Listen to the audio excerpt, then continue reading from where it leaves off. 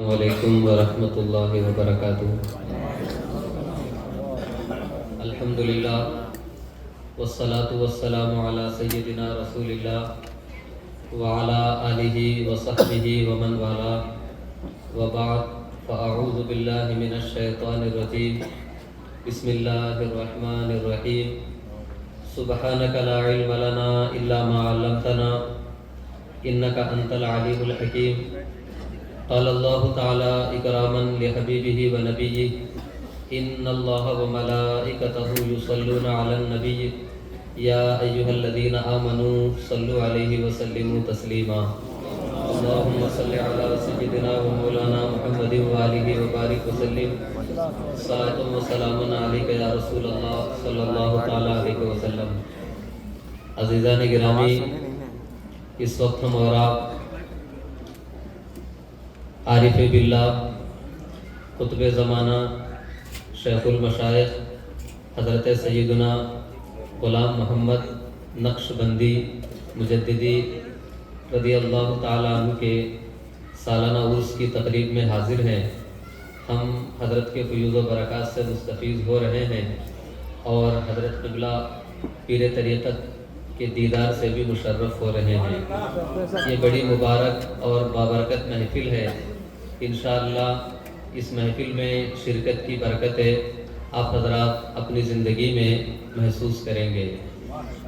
حضرت شیخ المشائخ علیہ رحمت و رضوان کے بارے میں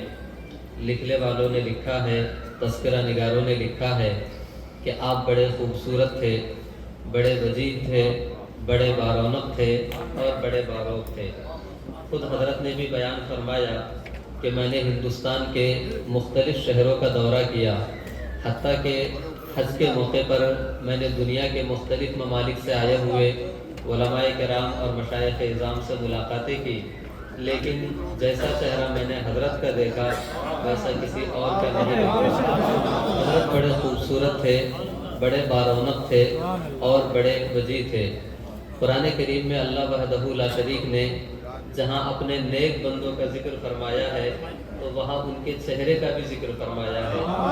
آپ قرآن کریم میں غور کریں گے تو ہم سب کے آقا و مولا حضور رحمت عالم نور مجسم صلی اللہ تعالیٰ علیہ وسلم کے چہرے مبارک کا ایک ایسا وصف بیان فرمایا ہے کہ جس وصف میں کائنات کا کوئی بھی فرد شریک نہیں ہے۔ اللہ فرماتا ہے قد نرى تقلب وجهك في السماء فلنولینک قبلۃ ترضاها۔ اس سے پہلے حدیث پاک میں آتا ہے کہ حدیث پاک میں حضور فرماتے ہیں ان اللہ لا ينظر الى صورکم واجسامکم ولکن ينظر الى قلوبکم ونیاتکم۔ اللہ کسی کا چہرہ نہیں دیکھتا ہے، اللہ کسی کا عمل نہیں دیکھتا ہے، اللہ صرف دلوں کو دیکھتا ہے، اللہ نیتوں کو دیکھتا ہے۔ کائنات میں انسانوں کے چہرے ایسے ہی ہوتے ہیں، لیکن اللہ خود اپنے محبوب کے بارے میں فرماتا ہے کہ اے محبوب، جب آپ تحویل قبلہ کے سلسلے میں آسمانوں کی جانب اپنا چہرہ اٹھاتے ہیں قد نرى تقلب وجهک، ہم آپ کا چہرہ اٹھانا مسلسل دیکھ رہے ہیں، آپ کا نظر اٹھانا دیکھ رہے ہیں۔ اعلیٰ حضرت فرماتے ہیں کہ جس کا حسن اللہ کو بھی بھا گیا ایسے پیارے سے محبت کیجیے۔ حضور صلی اللہ تعالیٰ علیہ وسلم ایسے خوبصورت چہرے والے تھے کہ قرآن کہتا ہے قد نرى تقلب وجهک فی السماء، اے محبوب ہم آپ کے چہرے کا آسمان کی جانب اٹھنا دیکھ رہے ہیں۔ اور آگے بڑھیے تو اللہ رب العزت نے حضرت سیدنا ابراہیم کسی کی گاڑی 92 کھڑی ہے، راستہ جام ہے، برائے کرم وہ گاڑی کہیں کنارے پہ لگا دیں، ٹھیک۔ اللہ رب العزت حضرت سیدنا ابراہیم علیہ نبینا وعلیہ السلام کا ذکر فرماتا ہے کہ ابراہیم علیہ السلام نے اللہ کی بارگاہ میں عرض کی انی وجہت وجہی للذی فطر السماوات والارض حنیفا وما انا من المشرکین۔ اے پروردگار، میں نے ساری کائنات سے اپنا چہرہ پھیر لیا ہے اور اپنا چہرہ تیری طرف کر لیا ہے، اب تیرا خلیل ہے اور تو ہے، کائنات میں اور کوئی نہیں ہے۔ یہ حضرت سیدنا ابراہیم علیہ السلام کا چہرہ ہے جو ذات باری کے مشاہدے میں ہے اور پروردگار عالم کی تجلیات ان پہ ہو رہی ہے۔ قرآن کریم میں حضرت موسیٰ علیہ السلام کے چہرے کا ذکر ہے اور اللہ فرماتا ہے یا ایھا الذین آمنوا لا تکونوا کالذین آذوا موسیٰ فبرأہ اللہ مما قالوا وَكَانَ عِندَ اللَّهِ وَجِيهًا۔ اے لوگوں تم ویسا مت کرنا جیسا کہ موسیٰ کی قوم نے موسیٰ کے ساتھ کیا کہ لوگوں نے ان کو اذیت پہنچائی، وہ تو اللہ کے یہاں بڑی وجاہت والا بندہ تھا اور بڑا خوبصورت بندہ تھا۔ یہی ذکر حضرت عیسیٰ علیہ السلام کے لیے بھی آتا ہے۔ قرآن کہتا ہے کہ وَإِذْ قَالَتِ الْمَلَائِكَةُ يَا مَرْيَمُ إِنَّ اللَّهَ يُبَشِّرُكَ بِكَلِمَةٍ مِّنْهُ المسیح عیسیٰ ابن مریم وجیہا فی الدنیا والآخرہ ومن المقربین، کہ اے مریم تجھے ملائکہ بشارت دیتے ہیں اس بات کی کہ اللہ تمہارے گود میں ایک ایسے بچے کو رکھنے والا ہے جس کا نام کلمت اللہ ہے، جس کا نام مسیح ہے، جو عیسیٰ ابن مریم ہے۔ اور قرآن کہتا ہے وجیہا فی الدنیا، یہ دنیا میں بھی وجاہت والا ہے اور آخرت میں بھی وجاہت والا ہے۔ اور آگے بڑھیے تو حضرت یوسف علیہ السلام کے چہرے کا قرآن میں ذکر ہے کہ جب حضرت یوسف علیہ السلام کو لوگوں نے دیکھا تو ان لوگوں نے کہا کہ ما ھذا بشرا ان ھذا الا ملک کریم، یہ تو کوئی بشر نہیں ہو سکتا، یہ تو فرشتہ ہے، یہ تو اتنا خوبصورت بندہ ہے۔ اور آگے بڑھیے تو قرآن کریم میں ان لوگوں کا ذکر ہے جو جنت میں جانے والے ہیں۔ اللہ فرماتا ہے وَأَمَّا الَّذِينَ ابْيَضَّتْ وُجُوهُهُمْ فَفِي رَحْمَةِ اللَّهِ، قیامت کے دن کچھ لوگ ایسے ہوں گے جن کے چہرے روشن ہوں گے اور وہ جنت کے حقدار ہوں گے، اور انہی میں کچھ لوگ ایسے بھی ہوں گے جو قیامت کے دن بارگاہ خداوندی میں حاضر ہوں گے تو ان کی نگاہیں جنت کی متلاشی نہیں ہوں گی، بلکہ قرآن کہتا ہے وجوہ یومئذ ناظرہ الی ربہا ناظرہ، کہ قیامت کا جب دن ہوگا تو کچھ چہرے بڑے تر و تازہ ہوں گے، وہ صرف اللہ کو دیکھ رہے ہوں گے اور اللہ کی جانب متوجہ ہوں گے۔ تو قرآن نے اتنے چہروں کا ذکر کیا ہے۔ نعرہ تکبیر، نعرہ رسالت، عرس شیخ المشائخ فیضان حضور شیخ العالم۔ قرآن نے اتنے چہروں کا ذکر کیا۔ حضور کے چہرے کے بارے میں فرمایا کہ یہ تجلیات ربانیہ کا مرکز ہے۔ حضرت ابراہیم علیہ السلام کے بارے میں فرمایا کہ یہ خدا کی جانب متوجہ چہرہ ہے۔ حضرت عیسیٰ اور حضرت موسیٰ کے بارے میں فرمایا کہ یہ وجیہا فی الدنیا والآخرہ ہے۔ حضرت یوسف کے بارے میں فرمایا کہ ما ھذا بشرا ان ھذا الا ملک کریم، دیکھنے والے اس طریقے پہ کہا کرتے ہیں۔ جنتیوں کے لیے فرمایا کہ ان کے چہرے روشن ہوتے ہیں، جو دیدار الہی کے مشتاق ہوتے ہیں، ان کے بارے میں فرمایا کہ وجوہ یومئذ ناظرہ۔ صحابہ کے بارے میں فرمایا سیماہم فی وجوہہم من اثر السجود، کہ ان کے چہروں کے اوپر نور الہی چمکتا ہوگا اور نور الہی سے ان کے چہرے روشن ہوں گے۔ آخر کیا وجہ ہے کہ بندوں کے چہرے اتنے روشن ہو جاتے ہیں؟ امام راضی رحمۃ اللہ علیہ اس کی وجہ بیان فرماتے ہیں کہ بندوں کے چہرے صرف اس بنیاد پہ روشن ہوتے ہیں کہ دنیا کا ایک نظام ہے، جو تاریکی میں رہتا ہے وہ تاریک رہتا ہے، جو روشنی میں آ جاتا ہے وہ روشن ہو جاتا ہے، جو رات کی تاریکی میں ہوگا اس کا چہرہ تاریک ہوگا، اور جو دن کے اجالے میں آ جائے گا، جو سورج کے سامنے آ جائے گا تو سورج کی روشنی میں اس کا چہرہ روشن ہو جائے گا۔ یہ دنیا کا ایک عام نظام ہے کہ تاریکی میں چیز تاریک ہو جاتی ہے، روشنی میں چیز منور ہو جاتی ہے۔ جب دنیا کے فانی نور کا یہ عالم ہے کہ اس کے سامنے جو چیز بھی آ جاتی ہے وہ روشن اور تابناک ہو جاتی ہے، تو جو اللہ کے نیک بندے ہوتے ہیں وہ صبح و شام اللہ کی بارگاہ میں حاضر ہوتے ہیں، اس کے حضور سر و سجود ہوتے ہیں۔ اور اللہ کون ہے؟ تو قرآن کہتا ہے اللہ نور السماوات والارض، اللہ آسمان و زمین کا نور ہے، جو دن کے اجالے میں اللہ کے حضور سجدہ ریز ہوگا، جو رات کی تاریکی میں اللہ کے حضور سجدہ ریز ہوگا، جو خلوتوں میں اللہ کی طرف متوجہ ہوگا، جو جلوتوں میں اللہ کی طرف مائل ہوگا، بھلا اس کا چہرہ روشن کیوں نہیں ہوگا؟ ہمارے شیخ المشائخ کے بارے میں بزرگوں نے یہی لکھا ہے کہ وہ بڑے روشن چہرے والے تھے، اس لیے کہ ان کا دل یاد الہی سے معمور ہو چکا تھا، تو پروردگار عالم نے ان کے چہرے کو بھی منور کروا دیا۔ یہ حضرت کے ایک وصف کی بات ہے کہ حضرت کا چہرہ اس قدر روشن ہوا کرتا تھا۔ اس کے آگے بڑھیے تو کتابوں میں یہ لکھا ہے کہ حضرت جب مریدین کی تربیت فرمایا کرتے تھے، مریدوں کو نصیحت فرمایا کرتے تھے، ان کو واعظ فرمایا کرتے تھے، تو اس کا انداز ایسا ہوتا تھا کہ اگر کوئی غلطی کرنے والا ہوتا تو اس کو نہیں ٹوکتے کہ تم اس طریقے سے کر رہے ہو، تمہیں اس عمل سے باز آ جانا چاہیے، بلکہ جب ان کے سامنے کوئی غلطی کرنے والا غلطی کر بیٹھتا، کسی سے لغزش ہو جاتی، کسی سے خطا صادر ہو جاتی، تو آپ اس کو ایک عمومی انداز میں بیان فرماتے کہ یہ کام غلط ہے، اس طرح کرنے کے نقصانات یہ ہوتے ہیں۔ اس انداز سے آپ لوگوں کو واعظ و نصیحت فرماتے تھے کہ جس سے واعظ و نصیحت کا کام بھی ہو جاتا اور سامنے والے کی دل آزاری بھی نہیں ہوا کرتی تھی۔ آپ قرآن کریم کی طرف رجوع کرے تو قرآن جو نصیحت کا طریقہ بیان فرماتا ہے، جو دعوت و تبلیغ کا طریقہ بیان فرماتا ہے، وہ بھی یہی ہے کہ ادعو الی سبیل ربک بالحکمت والموعظۃ الحسنۃ وجادلھم باللتی ہی احسن۔ جب تم کسی کو اللہ کے راستے کی طرف بلاؤ تو حکمت کے ساتھ بلاؤ، نصیحت کے ساتھ بلاؤ، اور اتنے بہتر طریقے پر بلاؤ کہ اس کو تکلیف نہ ہونے پائے۔ اور قربان جائیے کہ قرآن کریم میں حضرت سیدنا موسیٰ علیہ نبینا علیہ السلام کا ذکر ہے۔ اللہ نے آپ کو بھیجا تھا فرعون کے پاس تبلیغ کے لیے، جب بھیجا فرعون کو دعوت حق دینے کے لیے بھیجا تو فرعون کون ہے؟ فرعون وہ شخص ہے کہ جب اس کے سامنے حضرت موسیٰ علیہ السلام نے فرمایا کہ رب العالمین، تو وہ کہتا ہے وما رب العالمین، یہ رب العالمین کیا چیز ہے میں نہیں جانتا۔ تو فرعون وہ تھا جو لوگوں سے کہا کرتا تھا ما علمت لکم من الہ غیری، بس یہ میں خدا ہوں، میرے علاوہ میں کسی اور خدا کو جانتا ہی نہیں۔ فرعون وہ تھا جو کہا کرتا تھا الیس لی ملک مصر وہذہ الانہار تجری من تحتی، یہ پورا ملک مصر میرا ہے اور میرے نیچے سے یہ ساری نہریں جاری ہے۔ فرعون وہ تھا جو کہا کرتا تھا انا ربکم الاعلی، اے لوگوں میں تمہارا رب اعلی ہوں۔ اتنی باتیں وہ کہا کرتا تھا، اللہ کا براہ راست انکار کرتا تھا اور اللہ کی شان میں نازیبہ کلمات کہا کرتا تھا، خود کو الہ بھی کہتا تھا، خود کو رب اعلی بھی کہتا تھا، خود کو ملک مصر کا بادشاہ کہتا تھا، اور ساری نہروں کا وہ خود کو مالک بتاتا تھا۔ جب اس کے پاس حضرت موسیٰ علیہ السلام کو بھیجا گیا، حضرت ہارون علیہ السلام کو بھیجا گیا، تو قرآن کہتا ہے وَقُولَا لَهُ قَوْلًا لَيِّنًا لَعَلَّهُ يَتَذَكَّرُ أَوْ يَخْشَىٰ۔ اے موسیٰ تم میرے دشمن کے پاس جا رہے ہو، اے ہارون تم اس شخص کے پاس جا رہے ہو جو خود الوہیت کا دعویٰ کرتا ہے، ربوبیت کا دعویٰ کرتا ہے، لیکن دعوت کا طریقہ کیا ہوگا، تبلیغ کا طریقہ کیا ہوگا، تربیت کا اسلوب کیا ہوگا؟ فَقُولَا لَهُ قَوْلًا لَيِّنًا، نرمی کی بات کہنا، اطمینان کی بات کہنا، سنجیدگی کی بات کہنا، لَعَلَّهُ يَتَذَكَّرُ أَوْ يَخْشَىٰ، اس کا نتیجہ یہ ہوگا کہ وہ نصیحت بھی قبول کر لے گا، اس کے دل میں خشیت بھی آ جائے گی۔ اور کتابوں میں لکھا ہے کہ جب موسیٰ علیہ السلام نے نصیحت کی تو وہ نصیحت پذیر ہو گیا، اس نے بات مان لی، لیکن جو اس کے ساتھ حامان تھا اس نے کہا کہ آپ اپنی الوہیت کا کیسے انکار کر سکتے ہیں، آپ کو تو اپنے ہی راستے پہ رہنا چاہیے۔ ایسے لوگ دنیا میں آپ کو بہت ملیں گے جو اچھوں کی صحبت سے نکال کے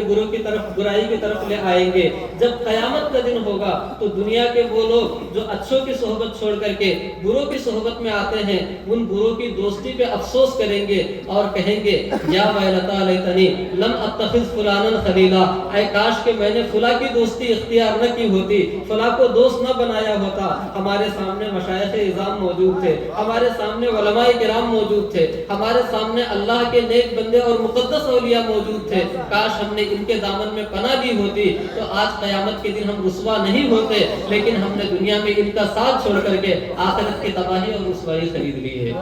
تو حضرت شیخ المشائخ علیہ رحمت و رضوان کی نصیحت کا وہی طریقہ تھا جو قرآن نے بیان فرمایا کہ جب آپ کسی سے نصیحت کریں تو نرمی کے ساتھ نصیحت کریں، اور اس نرمی کا نتیجہ یہ ہوگا کہ فرعون جیسا شخص بھی اگر سامنے موجود ہوگا تو وہ بھی نصیحت قبول کر لے گا اور وہ بھی راہ راست پہ آ جائے گا۔ اور حضرت شیخ المشائخ علیہ رحمت و رضوان کے بارے میں لوگوں نے کتابوں میں یہ بھی لکھا ہے کہ آپ نمازوں کے پابند تھے، تہجد کے پابند تھے، وضو کے پابند تھے، اور فرائض و واجبات کے پابند تھے، اور شریعت مطہرہ کے پابند تھے۔ تہجد کے بارے میں بطور خاص ذکر کیا کہ جب رات ہو جاتی اس کے بعد سارے لوگ سو جاتے، آپ بیدار ہوتے اور تہجد کی نماز ادا فرماتے اور صبح آنے تک مراقبہ کرتے رہتے، اللہ کے ذکر و فکر میں مشغول رہا کرتے تھے۔ قرآن کریم میں دیکھے کہ اللہ رب العزت نے جہاں اپنے نیک بندوں کا ذکر کیا ہے تو وہاں پہ اس بات کا ذکر کیا ہے کہ ان المتقین فی جنات وعیون آخذین ما آتاہم ربہم انہم کانوا قبل ذلک محسنین کانوا قلیلا من اللیل ما یہجعون وبالاسحار ہم یستغفرون، کہ اللہ کے نیک بندے وہ ہوتے ہیں جو رات کو بیدار ہوتے ہیں تو سجدہ ریز ہو جاتے ہیں، کانوا قلیلا من اللیل ما یہجعون، سارے لوگ رات کو سو کر کے گزارتے ہیں، لیکن جو اللہ کے نیک بندے ہوتے ہیں رات میں تھوڑا سا حصہ سوتے ہیں تاکہ وہ نماز تہجد کے لیے بیدار ہو سکے۔ وبالاسحار ہم یستغفرون، اور جب رات رات گزر جاتی ہے، صبح نمودار ہونے والی ہوتی ہے، اس وقت وہ اللہ کے حضور حاضر ہوتے ہیں، استغفار کرتے ہیں، توبہ کرتے ہیں. اور قرآن دوسرے مقام پہ ارشاد فرماتا ہے تتجافى جنوبهم عن المضاجع يدعون ربهم خوفا وطمعا ومما رزقناهم ينفقون فلا تعلم نفس ما اخفي لهم من قرة اعين جزاء بما كانوا يكسبون. کہ جو اللہ کے نیک بندے ہوتے ہیں وہ بستروں پر نہیں ہوتے ہیں بلکہ بستروں سے دور ہو جاتے ہیں. کبھی ایسا بھی ہوتا ہے کہ ہم رات کو بیدار ہوتے ہیں اور دل میں یہ خواہش ہوتی ہے کہ ابھی صبح ہونے میں بہت لمبا وقت ہے، ہم بستر پہ لیٹے لیٹے ہی استغفار کر لیں گے، ہم سوتے سوتے تسبیح پڑھ لیں گے، ہم سوتے سوتے تسبیح پڑھتے پڑھتے اور اس طریقے سے صبح کا انتظار کر لیں گے. لیکن یہ چیز ہوتی نہیں ہے. جو اللہ کے نیک بندے ہوتے ہیں وہ فوراً بستر سے الگ ہوتے ہیں، وضو خانے پہ پہنچتے ہیں، وضو کرتے ہیں، مصلی پہ پہنچتے ہیں. یہی اللہ کے نیک بندوں کی شان ہوتی ہے. قرآن یہی کہتا ہے تتجافى جنوبهم عن المضاجع، ان کے پہلو بستروں سے جدا ہوتے ہیں اور ان کی پیشانیاں مصلوں پہ ہوا کرتی ہیں. اس کے بعد یدعون ربهم، اپنے رب سے دعا کرتے ہیں. کیسے دعا کرتے ہیں؟ خوفاً، خوف زدہ ہو کے دعا کرتے ہیں، وطمعاً، اور اللہ سے رحمتوں کی امید لگا کے دعا کرتے ہیں. اس کا نتیجہ کیا ہوتا ہے؟ لوگ یہ سمجھتے ہیں کہ رات کو ان کی نیند پوری نہیں ہوئی تو دن میں ان کا دماغ خراب ہو گیا ہوگا، رات کو ان کی نیند پوری نہیں ہوئی تو لوگوں ان کے اندر جو ہے ایک ایسی بد مزاجی پیدا ہو گئی ہوگی کہ جہاں کوئی نظر آئے گا اس کو جھڑکنے لگیں گے. لیکن ایسا کچھ نہیں ہوتا، اس لیے کہ رات کو جو انہوں نے اللہ کی بارگاہ میں حاضری دی ہے، اپنی نیند کی قربانی پیش کی ہے، تو قرآن کہتا ہے فلا تعلم نفس ما اخفی لهم من قرۃ اعین. جو رات کو جاگ کے عبادت کر دیتا ہے اللہ اس کی آنکھوں کو ایسی ٹھنڈک عطا فرما دیتا ہے، اس کے دل کو ایسا سرور عطا فرما دیتا ہے، چہرے پہ ایسے رونق پیدا فرما دیتا ہے کہ کوئی سمجھ بھی نہیں پاتا کہ یہ نعمتیں کہاں سے ارزا ہو رہی ہے اور یہ مقام انہیں کیسے عطا ہو رہا ہے. حضرت شیخ المشائخ علیہ رحمت و رضوان کی زندگی دیکھے اور قرآن کریم کی ان آیات کو دیکھے تو آپ کا ضمیر یہ پکار اٹھے گا کہ جو اللہ کے نیک بندے یہاں پہ آسودہ خاک ہے، ان کی زندگی قرآن کی تعلیمات پہ عمل کرنے میں گزری ہے. اور حضرت شیخ المشائخ علیہ رحمت و رضوان کے جہاں اور بھی بہت سارے کمالات آپ نے کتابوں میں پڑھے، وہاں پر آپ نے یہ بھی پڑھا ہوگا کہ بہت سارے علاقے ایسے ہیں جہاں پہ حضرت تشریف لے گئے، وہاں پہ تبلیغ کی، لوگوں کو دین کی طرف بلایا. یہاں تک لکھا ہے حضرت مفتی آفاق علیہ رحمت و رضوان نے اور دیگر حضرات نے، تذکرہ نگاروں نے لکھا ہے کہ بہت سے علاقے ہیں کہ جہاں پہ سنیت دم توڑ رہی تھی، دیوبندیت اور وہابیت عام ہو رہی تھی، وہاں پہ لوگ فاتحہ اور میلاد کے بھی روادار نہیں تھے. ایسے مقامات پہ حضرت تشریف لے گئے، وہاں پہ جا کر کے لوگوں میں تبلیغ کی اور ان کو سنیت کا پابند بنایا، ان کو مذہب اہل سنت کے معمولات کا خوگر بنایا اور ان کو راہ حق کی طرف بلایا. یہ کیسے ہوتا ہے؟ قرآن کہتا ہے یا ایھا الذین آمنوا من یرتد منکم عن دینہ فسوف یأتی اللہ بقوم یحبهم ویحبونہ اذلۃ علی المؤمنین اعزۃ علی الکافرین یجاہدون فی سبیل اللہ ولا یخافون لومۃ لائم ذلک فضل اللہ یؤتیہ من یشاء واللہ واسع علیم. اے لوگوں تم دیکھو گے کہ لوگ اپنے دین سے مرتد ہو جائیں گے، لوگ اپنے دین کو چھوڑ دیں گے، راہ حق سے منحرف ہو جائیں گے، تو اللہ اپنے دین کو ضائع ہونے نہیں دے گا، بلکہ اللہ ایسی قوم کو پیدا فرما دے گا کہ یحبهم ویحبونہ، وہ قوم اللہ سے محبت کرتی ہوگی اور اللہ ان سے محبت کرتا ہے. ان کی زندگی کا مقصد ایک ہی مشن تھا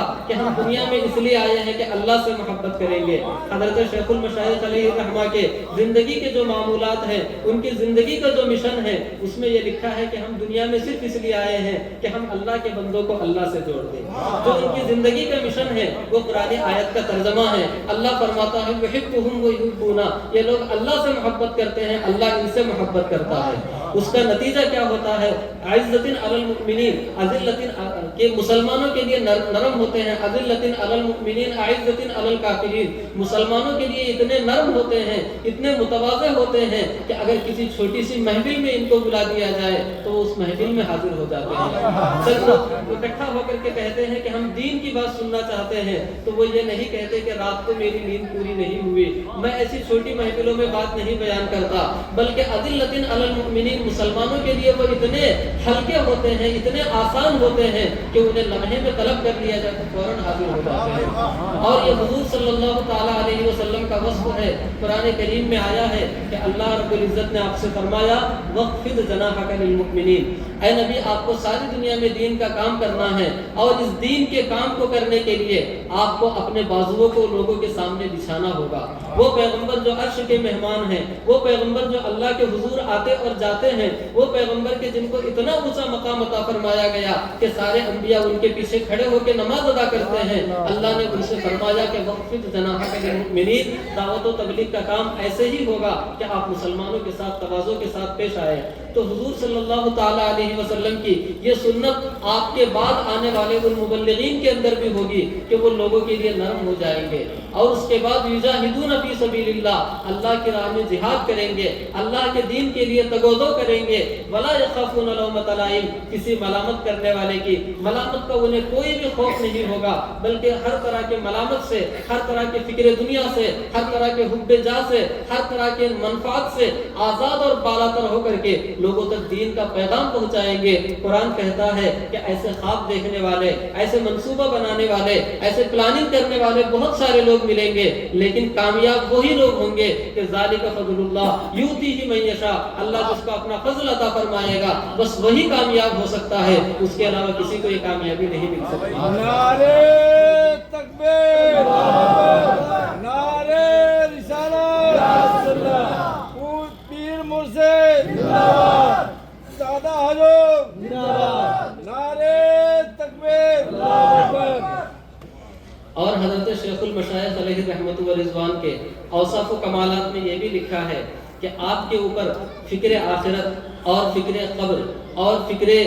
آخرت اس قدر غالب ہوا کرتی تھی کہ کبھی آپ دیر تک فکر مند ہو جایا کرتے تھے. اور اسی فکر میں کبھی کبھی آپ ایک مرتبہ آپ نے اپنے پیر و مرشد کے نام خط لکھا، جس میں بیان فرمایا کہ حضور مجھے فکر آخرت، فکر قبر اور آخرت کے جو احوال ہے اس کی بنیاد پر میں خوف زدہ ہو جاتا ہوں. تو اس کے بعد وہاں سے جواب آتا ہے، حضرت سیدنا ابو الخیرات رضی اللہ تعالیٰ عنہ کے پاس سے جواب آیا، جس میں وہ لکھتے ہیں کہ اگر ہم دنیا سے ایمان کے ساتھ گئے تو ہم تمہارے ساتھ رہیں گے، جہاں تم رہو گے وہیں ہم بھی رہیں گے، جہاں ہم رہیں گے وہاں پہ آپ بھی رہیں گے. حضرت نے جب یہ جواب لکھا تو حضرت نے اس جواب کو اتنا محفوظ کر لیا کہ تذکرہ نگاروں نے لکھا ہے کہ وہ خط جس کے اندر یہ تحریر تھی، اس تحریر کو آپ نے اپنے ساتھ رکھ کر کے اپنے ساتھ رکھا، آپ کے ساتھ کفن میں یہ تحریر رکھی گئی، اس تحریر کے ساتھ اب دنیا سے تشریف لے گئے. اس مقام پہ ہمیں غور کرنے کا موقع ہے کہ حضرت شیخ المشائخ نے جب اپنے پیر و مرشد سے یہ بیان فرمایا کہ فکر آخرت مجھے پریشان کرتی ہے. یہ فکر آخرت کس کو پریشان کرتی ہے؟ قرآن کہتا ہے کہ فکر آخرت اس کو پریشان کرتی ہے. فکر آخرت سے وہ خوف زدہ ہوا کرتا ہے جس کے دل میں اللہ کا خوف اتنا غالب ہوتا ہے کہ صبح و شام بس اللہ کی یاد میں جو مصروف رہتا ہے. اس کے بارے میں قرآن کہتا ہے ان الذین هم من خشیۃ ربهم مشفقون، کہ وہ لوگ جو اللہ کے خوف سے خوف زدہ ہوا کرتے ہیں. والذین یؤتون ما آتوا وقلوبهم وجلۃ انهم الی ربهم راجعون، یہ اللہ کے وہ نیک بندے ہوتے ہیں جو نماز بھی ادا کرتے ہیں، روزہ بھی رکھتے ہیں، صدقہ بھی دیتے ہیں، ہر کار خیر کرتے ہیں، اس کے باوجود اللہ کی بارگاہ میں حاضری سے ڈرتے رہتے ہیں. اللہ کے یہ نیک بندے ہوا کرتے ہیں. کچھ لوگ تو وہ ہوتے ہیں جو گناہ کرتے ہیں، اس کے بعد ڈرتے ہیں کہ ہم نے گناہ کیا ہے تو حساب دینا ہوگا. یہ بھی ایک اچھی بات ہے کہ انسان اللہ سے ڈرتا رہے، لیکن اللہ کے نیک بندے وہ ہوتے ہیں جو نیکیاں کرنے کے باوجود ڈرتے ہیں،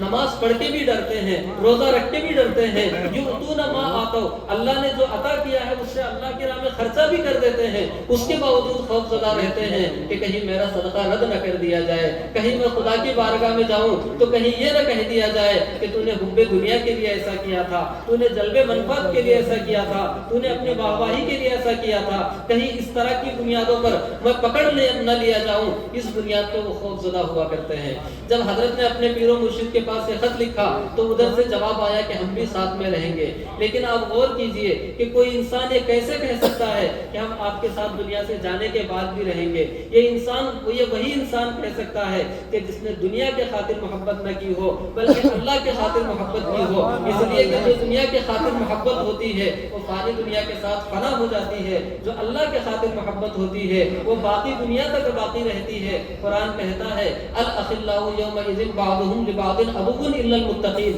جب قیامت آئے گی تو تم دیکھ لو گے کہ سارے رشتے ٹوٹ جائیں گے، باپ بیٹے سے جدا ہو جائے گا، ماں بیٹی سے جدا ہو جائے گی، بھائی بھائی کا پیچھا چھڑائے گا، کوئی دوست کسی دوست کے کام نہیں آئے گا، لیکن جنہوں نے اللہ کی رضا کے لیے دوستی کی ہے، جنہوں نے خالصتاً اللہ کی رضا کے لیے دوستی کی ہے، وہ لوگ قیامت کے دن بھی دوست بن کر کے رہیں گے۔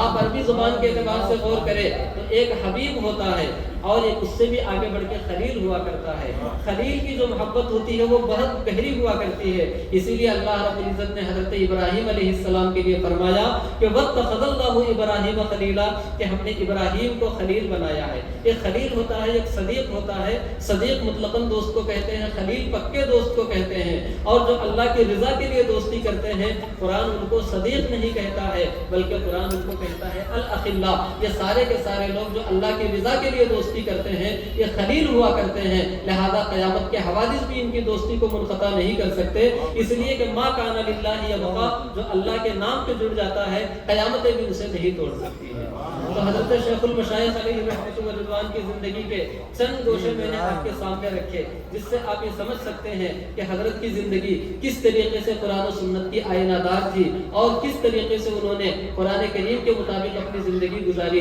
اللہ رب العزت سورہ آل عمران میں ارشاد فرماتا ہے کہ اللہ کے نیک بندے وہ ہوتے ہیں کہ یذکرون اللہ قیاما وقعودا وعلی جنوبہم ویتفکرون فی خلق السماوات والارض ربنا ما خلقت ھذا باطلا سبحانک فقنا عذاب النار، کہ اللہ کے نیک بندے وہ ہوتے ہیں جو ذکر کرتے ہیں کھڑے ہو کر، بیٹھ کر، لیٹ کر، اور مفسرین بیان کرتے ہیں کہ انسان کی یہی تین حالتیں ہوتی ہے، یا تو کھڑا ہوتا ہے، یا بیٹھا ہوتا ہے، یا لیٹا ہوتا ہے، یعنی یہ کہ انسان جو ہمیشہ اللہ کا ذکر کرتا رہتا ہے وہی اللہ کا نیک بندہ ہوا کرتا ہے۔ حضرت شیخ المشائخ علیہ رحمۃ و رضوان کی زندگی کچھ اسی طریقے سے گزری، اور آپ کی زندگی بیان کرنے کا مقصد یہ ہے کہ ہم بھی ویسے ہی زندگی گزارے جیسے کہ ہمارے مشائخ گزارا کرتے تھے، ہمارے اسلاف گزارا کرتے تھے، اللہ کے نیک بندے گزارا کرتے تھے۔ اسی میں ہمارے لیے کامیابی ہے اور اسی میں ہمارے لیے نیک نامی ہے۔ اللہ رب العزت کی بارگاہ میں دعا ہے کہ جو کچھ میں نے بیان کیا اس پہ مجھے اور آپ سب کو عمل کی توفیق عطا فرمائے۔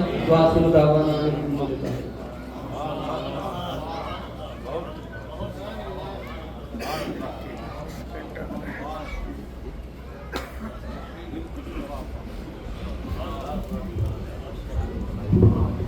سبحان اللہ، سبحان